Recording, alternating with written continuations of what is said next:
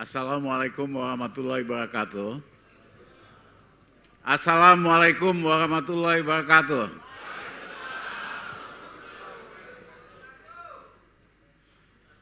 Saya bangga dengan inisiatif ini, karena hari ini banyak orang takut ngapa-ngapain. Bukan hanya takut sama corona, takut sama tukang bohong, takut sama apa gitu lah. Iya kan? PNS takut, apa takut.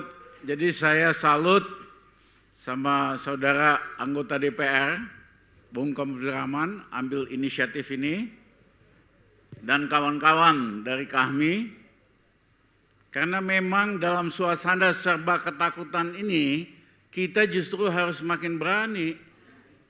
Harus dibalik logikanya. Kalau semua orang berani, kita nggak perlu terlalu berani. Tapi mumpung semua orang ketakutan, kita harus lebih berani kok. 2 tahun sebelum krisis ekonomi 97, 98, kami keluarkan laporan bulan Oktober 96, 2 tahun sebelumnya, bahwa Indonesia akan mengalami krisis ekonomi yang besar. Ada angka-angkanya, ada reportnya, dan kejadian. Dan akibat krisis ekonomi itu terjadi perubahan politik. Memang kalau krisis ekonomi besar, biasanya terjadi perubahan politik. Bung Karno, Pak Harto, ya, dan kalau nggak hati-hati, sebentar lagi terjadi perubahan politik di Indonesia.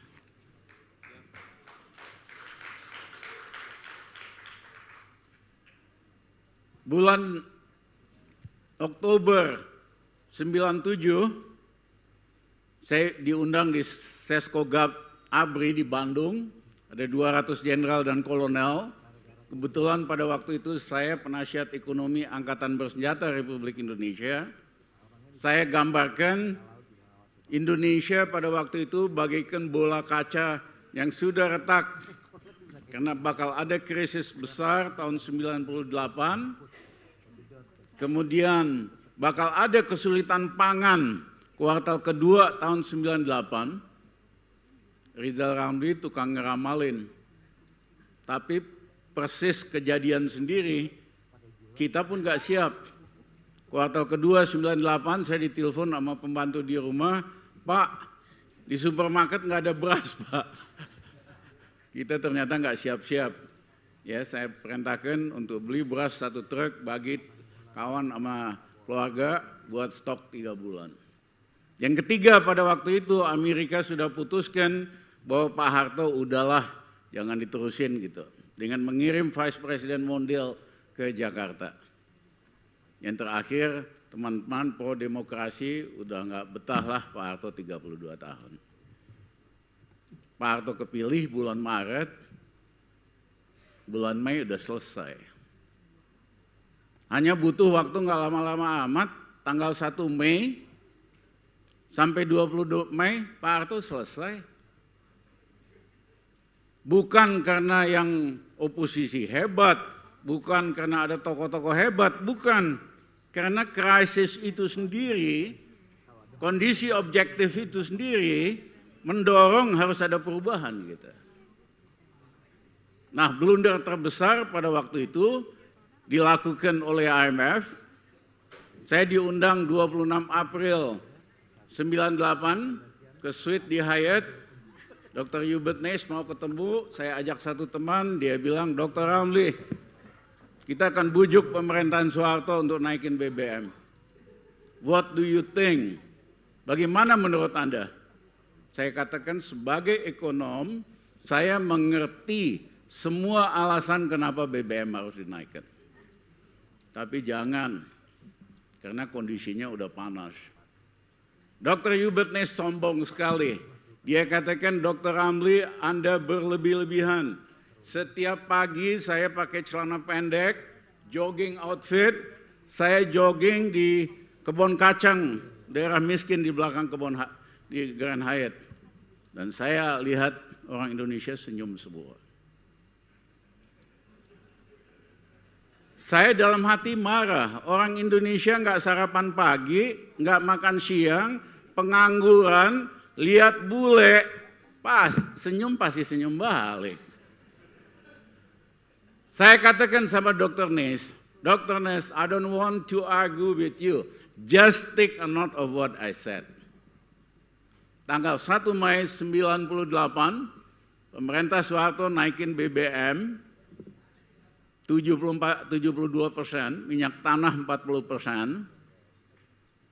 Besoknya tanggal 2 terjadi demonstrasi besar-besaran di kampusnya Bung Kampus Ramlan, kampus UMI di Makassar. Ya, rame macam-macam, bakar.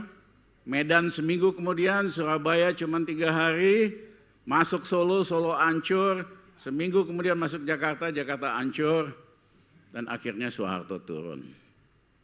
Sampai akhir April, semua elit Indonesia, militer, kalangan politik, bisnis, media, nggak ada yang percaya Soeharto bakal jatuh. Soeharto baru dipilih, kuat kok jatuh gitu lah. Hari ini apa yang terjadi? Ada 5 balon atau bubble dalam bidang ekonomi. Satu bubble yang pertama, bubble makroekonomi. Semua indikator makroekonomi merosot dibandingkan 10-15 tahun yang lalu. Tadi Anthony udah jelaskan. Primary balance, current account deficit, tax ratio paling rendah, dan sebagainya, dan sebagainya. Dengan kondisi begitu, harusnya rupiah merosot lebih dalam. Minimal sampai 16.000 perak. Tapi tidak terjadi karena didoping. Diberikan suntikan intervensi dolar hasil minjem. Seperti tadi Anthony lihat kan, akhir tahun, awal tahun minjem dolarnya banyak banget di luar keperluan. Dengan bunga lebih tinggi, itulah yang dipakai intervensi daripada dolar sehingga kelihatan menguat. Saya ingat sebelum pemilihan gubernur dan deputi gubernur Bank Indonesia di DPR, Saudara Peri Waluyo, gubernur BI yang sekarang, dia minta advice apa. Saya bilang, Pak Peri, tahun depan ini bakal susah. Tidak bisa hanya pakai intervensi moneter. Itu kayak buang garam ke laut. Harus ada reformasi, perubahan, terobosan di sektor real dan fiskal. Itu memang bukan wilayahnya Pak Peri sebagai Gubernur Bank Indonesia. Tapi Pak Peri harus berani ngomong di dalam. Ngomong sama Jokowi, ngomong sama siapa. Supaya kalau hanya pakai engine moneter, ini timpang, costly, buntutnya biayanya makin mahal di masa yang akan datang. Pada waktu itu sih Pak Peri seperti biasa lah mau dipilih, jadi janji iya Pak Ramli. Tapi saya dengar dia kagak ada berani-beraninya itu di dalam kabinet ya. Jadi tidak aneh walaupun di beberapa minggu yang lalu 100 triliun, itu nggak ada artinya. Ya, bayangin Fed aja, berapa kemarin Fed intervensinya? 102 triliun, cuman sejam doang manfaatnya, habis itu anjlok lagi. Bapak Ibu ingat nggak tahun 98? Rupiah anjlok, Bank Indonesia selalu intervensi menjelang sore. Dolar turun. Besok pagi ibu-ibu udah ngantri semua di itu foreign exchange shop. Modal $2.000, modal $3.000, beli. Jam 12, jam 1 jual lagi. Dapat untung 1.000 perak per dolar, kadang-kadang lebih, ya kan? Itu pekerjaan paling enak tuh pada waktu itu. Ibu-ibu. Ya, suruh pembantunya ngantri, beli gitu lah. Nah, ini memang suasananya kritis. Kembali kalau doping. Sandi ini atlet luar biasa, tiap hari lari. Kalau dia besok ikut 3 pertandingan, 2 yang pertama dia didoping, Sandi pasti menang. Di doping yang ketiga, jantungnya copot. Ekonomi juga sama prinsipnya. Nah, yang kedua adalah gagal bayar. Krisis tahun 98, karena Indonesia udah kebanyakan utang, over leverage. Jadi kayak petinju itu udah begini nih, udah goyang. Ya, kena jab oleh Sinarmas Group yang bisnisnya bagus banget pada waktu itu, export oriented, paper, sawit, tapi terlalu ambisius.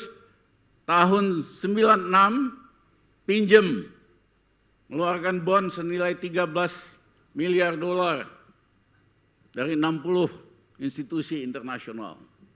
97 gagal bayar. Ya, jadi kayak petinju tadi udah goyang kebanyakan utang kena jab 13 bulan. Terjadi krisis karena sederhana, bankir asing lihat, loh Sinarmas Group aja nomor 2 rontok, apalagi yang lain-lain. Akibatnya datang bankir-bankir asing tagih even kepada perusahaan yang bagus, bayar percepat atau segera. Saudara-saudara, hari ini gagal bayarnya itu Asabri, Jiwasraya, total 33 triliun, reksadana, yayasan dana pensiun, perkiraan kami konservatif, 150 triliun atau 10 billion dollar. Jadi utangnya jauh lebih banyak dari tahun 98, BUMN dan pemerintah kena jab 10 miliar dolar. Yang ketiga adalah bubble daya beli. Waktu Imlek saya didatengin oleh tokoh pedagang Tionghoa dari Glodok, dari Tanah Abang dan dari Mangga 2. Tanya Pak Ramli, kok penjualan tahun yang lalu jelek sekali? Kenapa ya? Ada yang bilang karena online trading. Saya bilang enggak, online trading itu volumenya hanya 8%. Kalau hanya 8% yang bergeser nggak akan segitunya. Terus saya tanya, bapak-bapak kan udah 50-60 tahun, pernah nggak terjadi dalam sejarah bapak seumur hidup suasana di mana daya beli di golongan bawah sangat susah sekali? Saya bilang pernah Pak. Kapan? Akhir Bung Karno dan awal Pak Harto. Pada waktu itu susah sekali. Loh 98 kalian nggak susah? Enggak Pak, kalau 98 kita Cina takut digebukin, takut dibakar. Tapi begitu udah tenang, sebulan kemudian kita buka toko, rame lagi, nggak ada gangguan daya beli. Jangan lupa nih, ekonom textbook nggak pernah paham ini. Akhirnya dia tanya, Pak Ramli, kenapa sih sampai begitunya? Saya coba jelaskan dalam bahasa sederhana.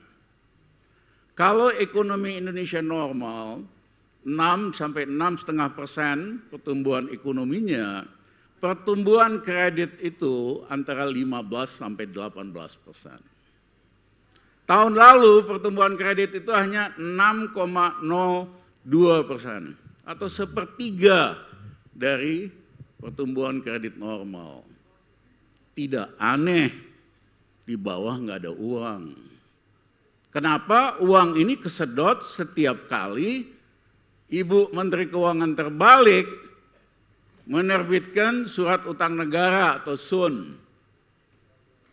Ya, misalnya dia terbitkan, itu sepertiga dari dana di bank dan lembaga keuangan kesedot untuk beli SUN. Sederhana, bunganya 2% lebih mahal dari deposito. Yang kedua, digaransi 100%. Kalau Saganda punya uang 10 miliar, tapi saya nggak yakin dia. Nggak yakin kelas 10 miliar, nggak yakin saya Saganda. Wong topiknya aja kemiskinan tadi.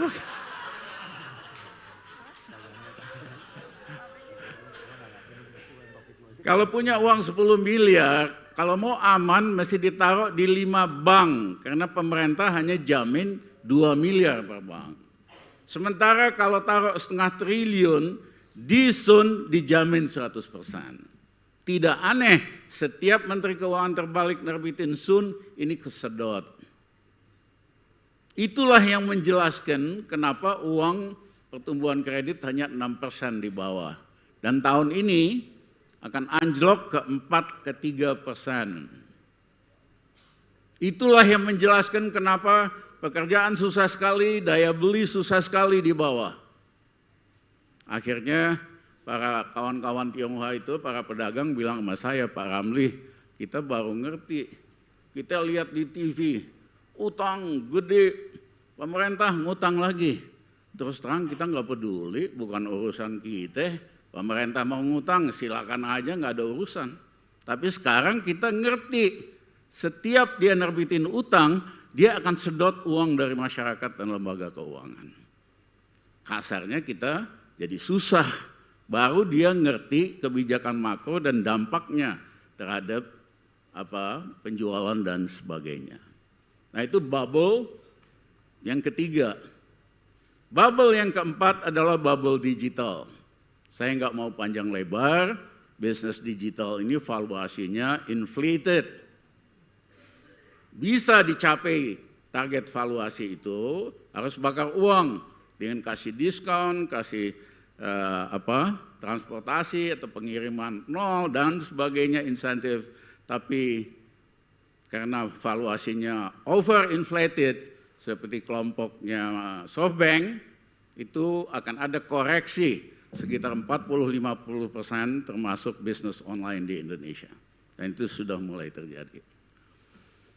Yang kelima adalah pendapatan petani beras, petani padi. Harusnya mereka nanam bulan September, Oktober tahun yang lalu, tapi panas, betul, nggak bisa nanam, baru nanam bulan Januari, bulan Februari, sehingga mereka baru akan panen nanti bulan Mei dan Juni. Di desa itu ekonominya sederhana. Kalau ada panen, ada uang. Ada panen tebu, ada uang. Ada panen bawang, ada uang. Kalau gak ada panen, kagak ada uang. Nah begitu petani padi kita panen bulan Mei sama bulan Juni yang akan datang, ternyata Bulog gak bisa beli. Karena di gudang masih banyak beras import kerjaan enggar yang harusnya dipenjara oleh KPK, tapi KPK-nya nggak punya nyali, itu masih 1,79 juta ton. Yang kedua, Bulog bolong sekitar 30 triliun. Jadi prihatin sekali pada saat petani panen nggak dibeli gabahnya, harganya akan jatuh. Dan itu efeknya sudah terasa. Di universitas-universitas di luar Jawa, biasanya mahasiswa dikasih waktu hanya 2 minggu. Harus bayar uang semesteran kalau nggak drop out semester itu. Hari ini sudah diperpanjang 4 kali. Yang belum bayar 40%. Universitas juga bingung. Karena kalau diberhentiin 40% gimana? Karena kebanyakan mereka petani. Petani sawit, petani karet, coklat, lagi jatuh semua. Karena pemerintah ini dari dulu memang tidak punya inisiatif untuk bisa mengangkat harga petani. Nah, saudara-saudara, bubble-bubble ini terjadi pada saat yang bersamaan. Mulai sekarang sampai habis lebaran lah. Kalau hanya satu-satu bisa diselesaikan. Tapi ini terjadi sekaligus. Ya. Dan yang kena sebetulnya udah banyak. Kalau yang kecil-kecil kena seperti saya jelaskan tadi. Yang menengah siapa yang naruh uang di asuransi? Siapa yang naruh uang di reksadana, dana pensiun? Kebanyakan menengah. Mereka udah kepukul. nggak berani teriak aja. Yang gede-gede juga udah kena. Lihat aja di bursa saham, 2 top business group di Indonesia, nilai valuasi sahamnya berapa minggu terakhir turun hampir 260 triliun. Gede itu, cuman mereka pada diam nggak berani ngomong. Nah, selama ini banyak kalangan bisnis bilang sama saya, mereka nggak suka dengan kebijakan ekonomi Jokowi. Bisanya cuman austerity, mengubur pajak. Tapi mereka selalu ditakut-takuti oleh hantu Islam. Ya, Indonesia mau jadi negara khilafah, negara Islam. Akhirnya pada nyumbang semua sama yang kuasa gitu. Jadi itu alat untuk kampanye dan alat untuk fundraising ternyata hantu Islam itu. Nah, saudara-saudara, kelima balon tadi akan mulai terjadi. Balon itu meletus tidak perlu kampak, tidak perlu golok, tidak perlu linggis. Peniti-peniti kebenaran aja kita nyatakan kebenaran itu kebuka semua. Dan saya nggak lihat pemerintah ini punya cara untuk menyelesaikan masalah ini. Cara satu-satunya yang mereka sedang pikirkan adalah nambah hutang besar-besaran lagi. Salah satu caranya mereka mau melonggarkan undang-undang tentang batas pinjaman maksimum. Kan ada tuh batas pinjaman maksimum 30% ya kalau tidak salah, itu mau dilonggarkan undang-undangnya. Yang kedua, mereka lagi ngincer pinjaman corona dari IMF. Saya sebut bukan pinjaman corona, bukan corona loan, tapi virus loan. Kenapa setiap kali kita minjem IMF, pasti nimbulkan masalah lebih besar daripada seharusnya. Kalau teman-teman ingat, kita undang IMF waktu itu, saya satu-satunya ekonom di Indonesia yang menolak Indonesia undang IMF. Karena pengalaman di negara lain, siapa yang minta tolong pinjaman sama IMF, hancur. Latin Amerika, Yunani. Harusnya tanpa kita undang IMF, krisis ekonomi 98, ekonomi tadinya rata-rata tumbuh 6,5%, paling anjlok ke 2 sampai 0%. Hitungan kami. Begitu diundang IMF, kasih advice yang nggak pas, anjlok ke minus 13%. Resesi paling dalam di Asia pada waktu itu.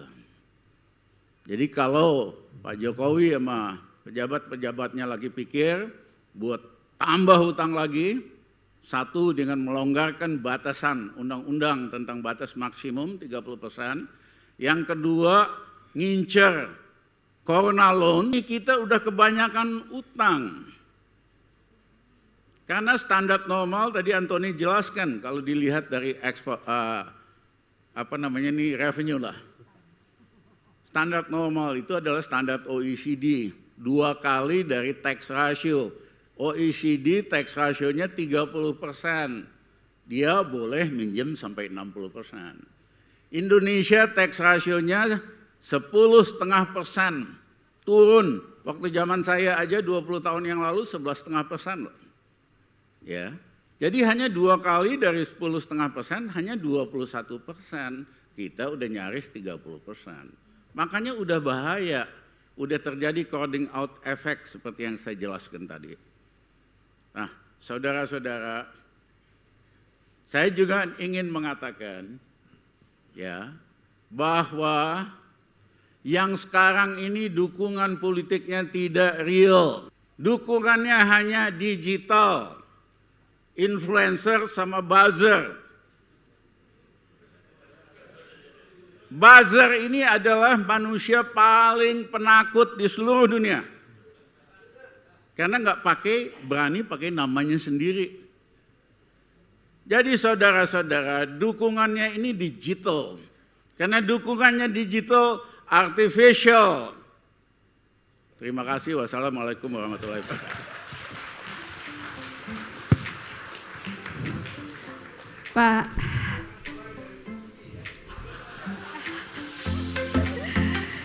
Ya, Pak Rizal Ramli, terima kasih sudah berbagi bersama Boleh kita kita berikan di sini. tepuk tangan? Kita berikan tepuk tangan sekali lagi.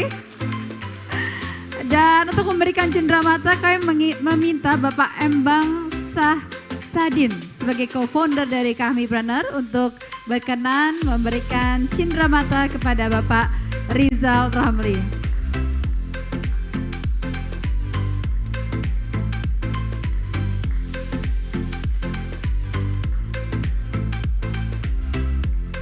Boleh kita berikan tepuk tangan sekali lagi untuk Dr. Rizal Ramli.